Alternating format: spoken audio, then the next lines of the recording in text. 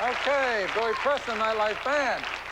Well, my guest tonight has had a really interesting career as a film actor. He's been typecast as the ultimate bad guy. And just this year, he turned it completely around. You might remember him as a vicious gang leader from 1984's rock and roll fable, Streets of Fire. Then, in 1985, he played the hardcore killer and counterfeiter in To Live and Die in L.A. But this year, his portrayal as the good guy, Sergeant Elias, in Oliver Stone's Platoon has earned him an Oscar nomination. Here's a look at him in action. Let's go, all right? This is his daughter, right? Right.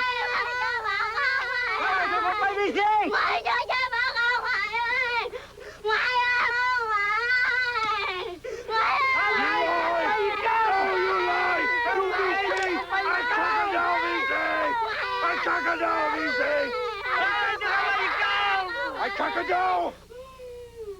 Burn!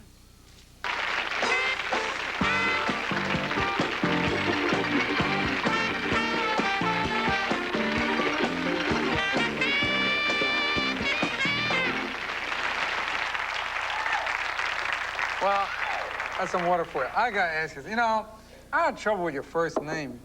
Is that your first, Willem? It's a difficult, Willem. It's a nickname, but it's a Dutch name. Right, Originally, when I got the nickname, I spelled it phonetically, and then I found out later that it's a very common Dutch name. So your real name is? William. William, but you're called Willem. Willem. That's like me going like David. First of all, the other thing is congratulations. Congratulations on the nomination. I think Thanks. It's fabulous. And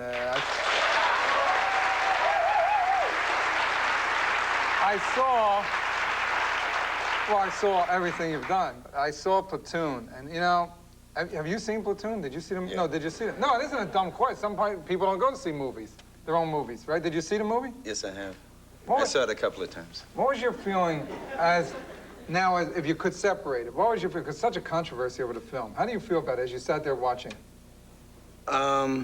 Usually the experience of making it was so special that kind of eclipses, the film itself, or at least how much of the film that I can see.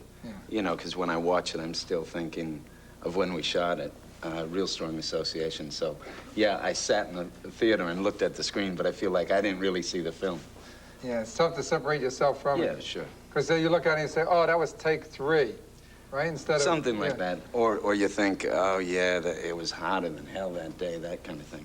How was it, what do you think of the controversy this whole thing's stirring up? I don't know what you mean when you say controversy. A lot of people are saying that it's not a portrayal of Vietnam, that it is a portrayal, that it's a good one, and they're comparing with all the other war movies, and they're going through this whole thing instead of taking it. First of all, the Stone was there. Right. It isn't written by somebody who was never in the service or never there. Right. So that adds credentials anyway. Right. Well, I'm not a real good person to, judge what it is, but it's Oliver's story. I know he was in real good faith when he tried to tell it. Yeah.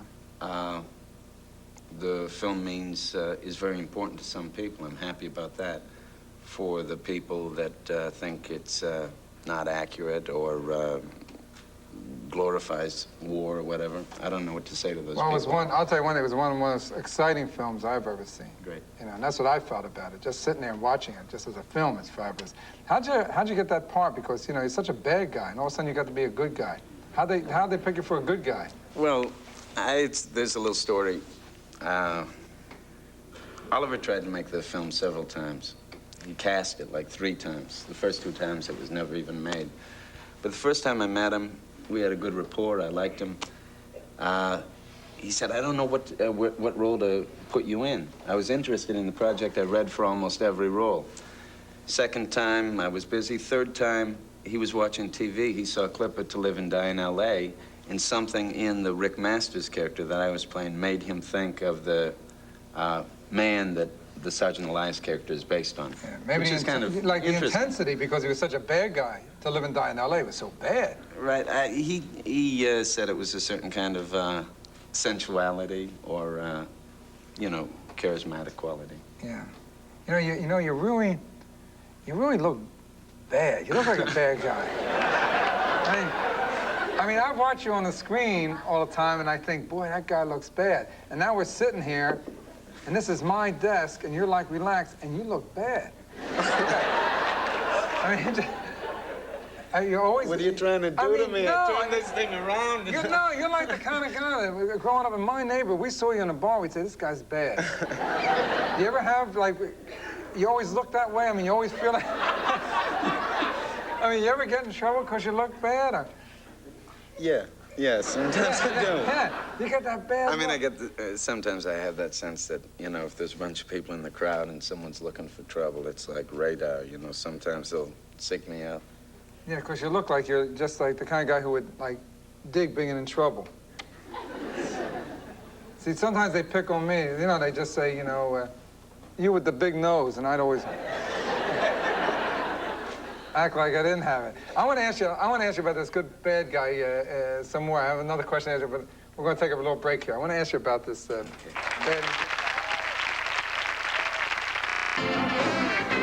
Welcome back to Nightlife. When you did Streets of Fire, there was this great fight, with a sledgehammer. It looked like such fun. It was.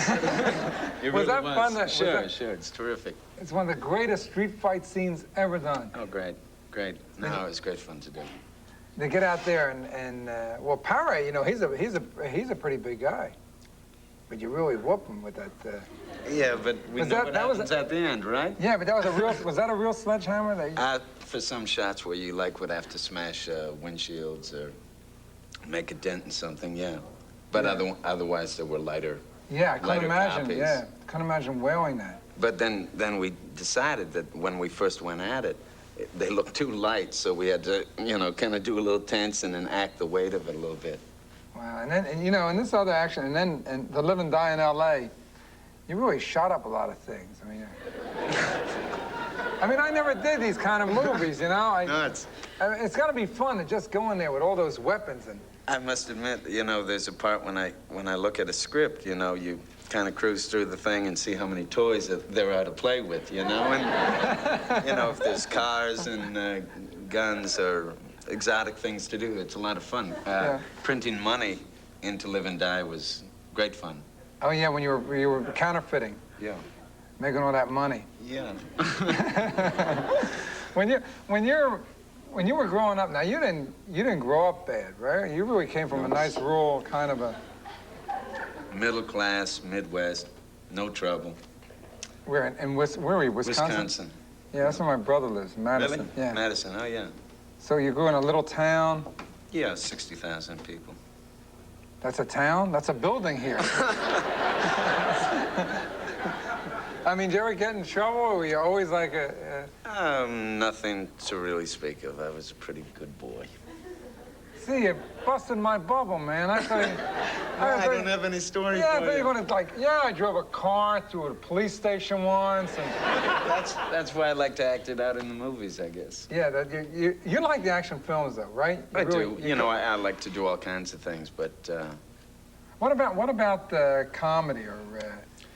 Yeah, I work with a theater company downtown called the Wooster Group, and I do a fair amount of comedy, usually either as the straight man or broad physical comedy. Do you like doing comedy? Oh, yeah. See, that's what I'd like to see, him make a whole jump and do something like, like a singing waiter, something, Well, you do sing and dance, don't you? A little bit, right? Sure. So you could do like a good, funny, singing, dancing waiter part.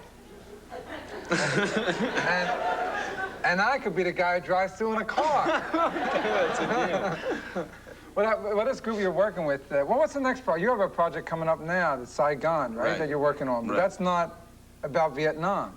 Well, Vietnam's a war. backdrop. It is in Saigon. It's not a war picture. It's more like a cop or detective picture, because it's about some guys with a criminal investigative unit of the military that are investigating some murders. Mm-hmm. And it's very kinetic, a lot of action, lots of nice turns. Toys? Yeah. A few toys in it? Yeah, and it's very exotic because it's, Saigon during those war years. You know, all the hooker bars. Yeah, everything. I don't know, but I've read it. I've read about it. When you were actually doing the movie, when you were doing Platoon, there was a lot. You just filmed that in Manila, right? Outside of Manila. Wasn't it during a time there was trouble there? Sure. In fact, I got there before any of the other actors, and I remember it was a long flight. I took a nap. When I woke up from this nap, I opened the curtains in my hotel room. I looked down, and there on the street, before were bustling with people. Nobody was there, and then I looked a little closer, and a column of tanks is going down the main drag, so I knew that it finally had happened.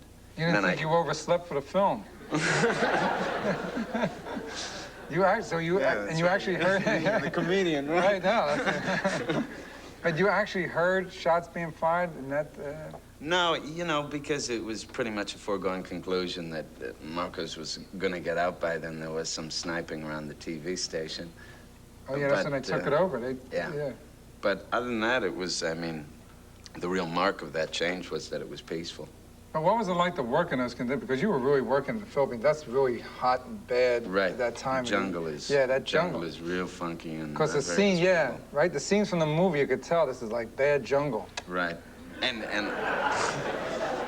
you know, jungle photographs very beautifully and kind of lush, but you know, you look down at your feet and there's just a world of stuff happening down there. Lots of ants and snakes and, you know, wet and hot. And it's the real stuff. It's the real stuff. Not like Hollywood, you know, little plastic trees going by. This is plastic snakes. This was the real stuff. Yeah. How'd you feel? I mean, after you were there, how long were you over there? 3 months. Whew. I mean, you must have really been like jungle sick by then, right? You know, I think about going back sometimes. To the jungle? Sure. And I probably will, because this next movie shoots in Bangkok. So yeah, but you don't mean on your own. Asia. I mean, you're not going to like say, hey, on my own, like for a little vacation. Yeah, hey, let's go to the jungle. It's going to be Atlantic City, Rio, or jungle. I mean, you wouldn't do it that way, right? You might go back to film. But you're actually like you know, you're terrific because you're really a good guy, and you got a kid, and you're a father, and you live in New York, and you're working for you're really a straight kind of like basic kind of guy. You're nothing like you really can flip it over to perform in those roles. You're right. You got to study that. I can't say. I want to tell you something, Paul. You still look like a badass to me. You know what I mean? And I want to thank you for coming here. Sure. Okay. Good night.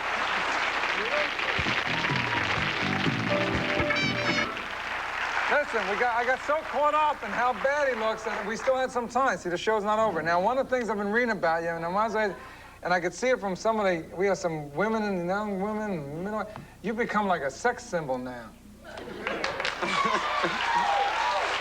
How do you feel about that thing?